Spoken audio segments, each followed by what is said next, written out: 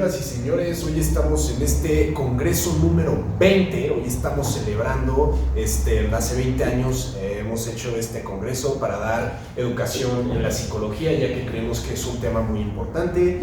Y sí, bueno, estamos aquí con mi compañera Paloma, mucho gusto, Paloma. Mucho gusto. Es un placer estar aquí dando educación psicológica para que los niños en casa puedan aprender. Paloma, cuéntanos un poco de la psicología. Ok, de acuerdo, les voy a comentar. ¿Qué es la psicología? La psicología proviene de las palabras griegas, psique, que es alma, y logos, que es estudio. Por lo tanto, psicología es el estudio de la mente y el alma. Asimismo, se relaciona con los procesos mentales o cognitivos, así como con la conducta de los seres humanos. La conducta son todas aquellas actividades que se pueden observar de forma discreta, mientras que los procesos mentales son aquellas actividades que son muy difíciles de observar, como es el aprendizaje, la memoria, la percepción, entre otras muchas cosas. La psicología utiliza un método de estudio mediante el método científico que requiere de 6 y 7 pasos.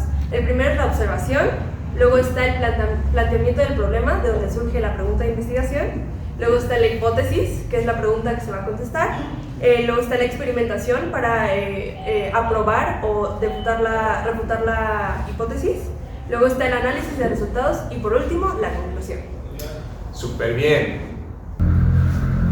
Ya que la psicología es un área demasiado grande, vamos a dividir todo este estudio, toda esta educación en capítulos. El primer capítulo se va a llamar la historia de la psicología. En este caso veremos qué escuelas fueron primero en la psicología. Le damos la bienvenida al psicólogo Andrei, que nos va a estar hablando sobre los antecedentes de la historia de la psicología, así como de las principales escuelas de la psicología. Adelante, por favor. Bueno, esta surge con filósofos como Aristóteles y Platón, y luego, después de ese desarrollo, posteriormente, en 1800, se utiliza el método científico para conocer la psicología como actualmente pues, la convivimos y la estudiamos. Y de ahí surge el primer laboratorio, que nace en 1879 por Wundt, el cual fue fundado en Alemania y pues trajo a la par a todas las escuelas que posteriormente vamos a hablar de ellas. Sí, exacto. La primera escuela es el estructuralismo, fundada en 1867 a 1927. Esta fue fundada por el discípulo de Wundt, que se llama Edward Titchener, no sé si lo pronuncié mal, si no pueden buscarlo en Google para la pronunciación también. Y bueno, el estructuralismo prácticamente se basaba en que el ser humano ya sabía que sentía algo. Entonces, el ser humano era curioso y quería saber la estructura de la mente, qué era lo que le hacía sentir esas ciertas emociones, y para eso necesitaban descifrar la estructura de la mente. Muy interesante, Bernardo, eso es lo que sentían, pero Sí. ¿para qué sirve eso? Pues justamente ahí es donde se crea la segunda escuela, que se llama el funcionalismo.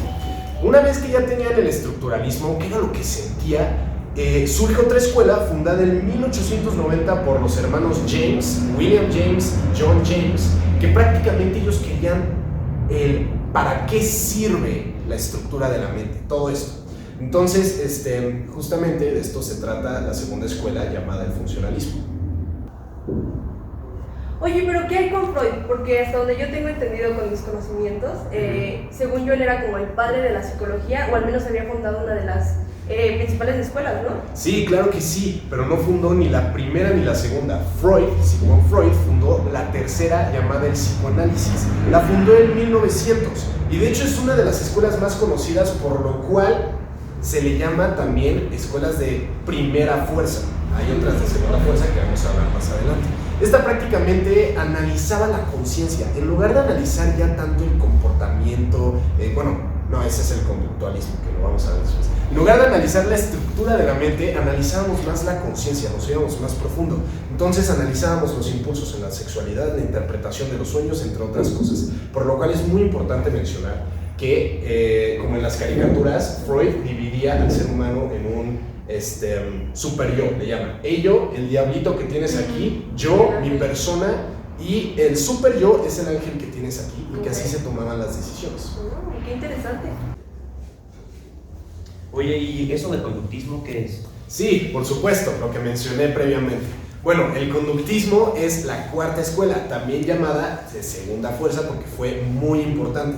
Esta se basaba en el método de observación, también tenían que tenerle fe a lo que observaban y a lo que podían presenciar de la conducta del ser humano, ya no tanto un análisis como lo hacía Sigmund Freud.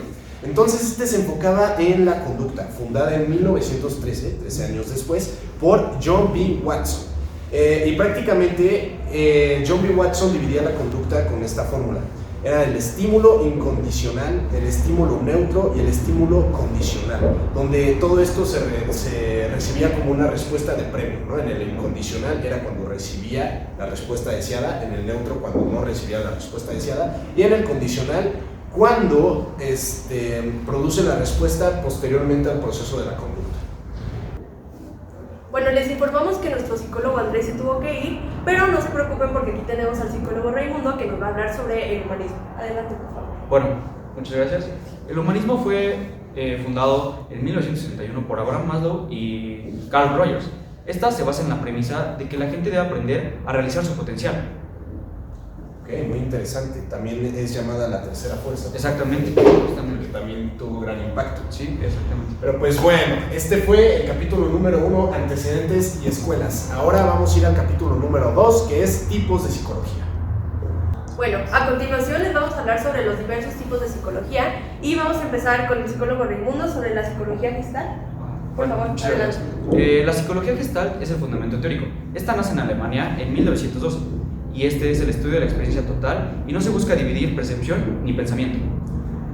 Bueno, ahora les explicaré qué es la psicoterapia gestal. Esta fue fundada por Fritz Perls en 1960 en Estados Unidos. Esta busca el fortalecimiento de la conciencia. El énfasis se pone en la experiencia presente. Se estimula el enfrentamiento directo con los miedos. Entonces, eso es más que nada la psicoterapia. La psicología es la teoría y la psicoterapia pues es la aplicación, claro. La aplicación, está interesante eso. Ok. O sea, se complementan una a la otra. Exactamente. Interesante. Espera, me está llegando una llamada. Hola, Andrei, psicólogo Andrei. Que faltó una escuela. Qué bueno tenerte de vuelta, Andrei. Primero que nada, ¿cómo te fue? Estuve muy cansado, tuve que dar muchas conferencias a lo largo de estos municipios, pues Sí. cansado.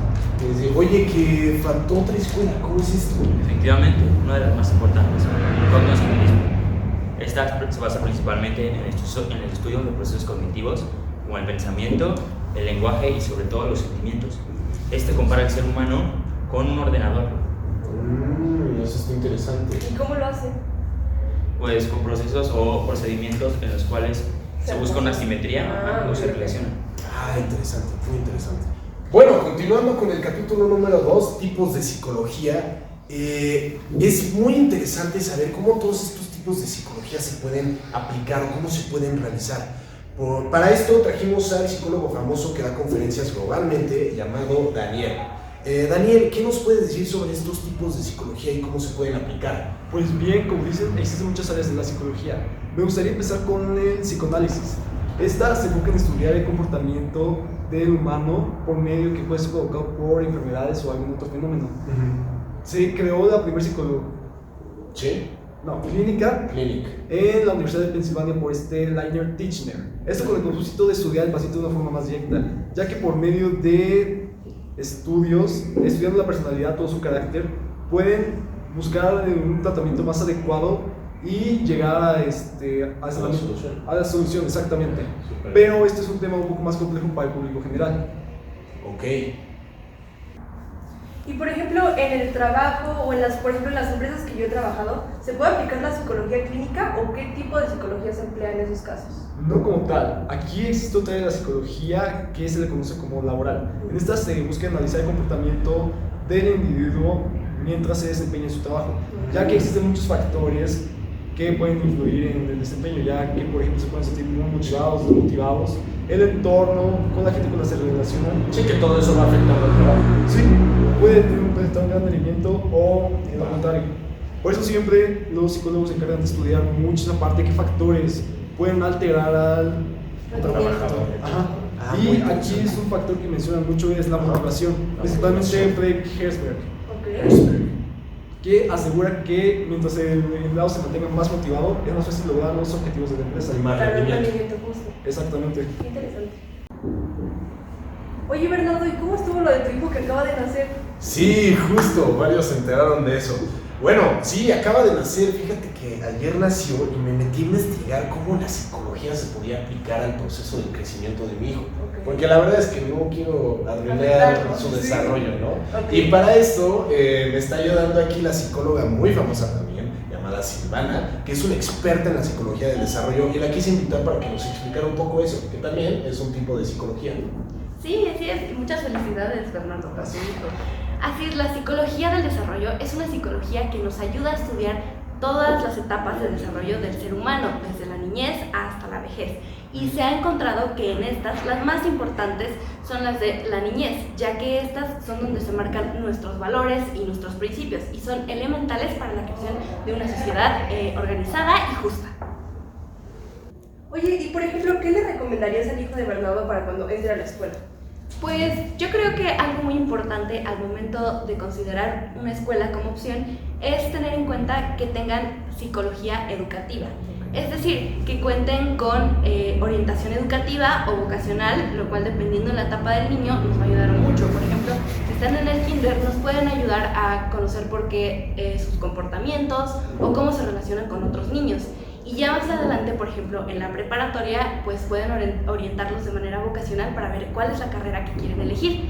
Además, esta psicología también los va a ayudar a que tengan mucho menos estrés en trabajos y tareas, porque los va a ayudar a saber cuáles son sus mejores métodos de estudio o las estrategias que necesitan para aprender mejor en clase. Un pensamiento crítico, ¿verdad? En efecto. Ok, y de hecho yo quiero decir una frase que Herbert lo dice, que es: el niño no solo debe de aprender conceptos, sino que también debe de desarrollar un pensamiento crítico. Así es. Oye, y en lo social, mi hijo va a tener, bueno, yo espero que tenga muchos amigos, ¿cómo esto lo puede afectar? Bueno, mira, yo lo que recomiendo es que sigan un proceso fuera de la escuela para que vayan teniendo una continuidad y acompañamiento con un psicólogo en su vida diaria. Hay una rama de la psicología, la cual es la psicología social, que estudia el comportamiento de los seres humanos y cómo estos detonan en distintos fenómenos, por ejemplo, las guerras mundiales o incluso la economía. Es por eso que es muy importante que todos los seres humanos estemos atendidos también en ese ámbito, porque aunque no lo parezca, realmente la mente humana puede detonar muchas cosas, no solamente en una persona, sino socialmente. Sí, es algo que los demás también nos van diciendo, ¿no? Por ejemplo, creo que hay una teoría que se llamaba la terrobrosa, no sé si has escuchado de esta, que dice que solo nosotros nos podemos ver, podemos tener la noticia de quiénes somos gracias a los demás, ¿no? Entonces yo creo que involucra a lo social mucho.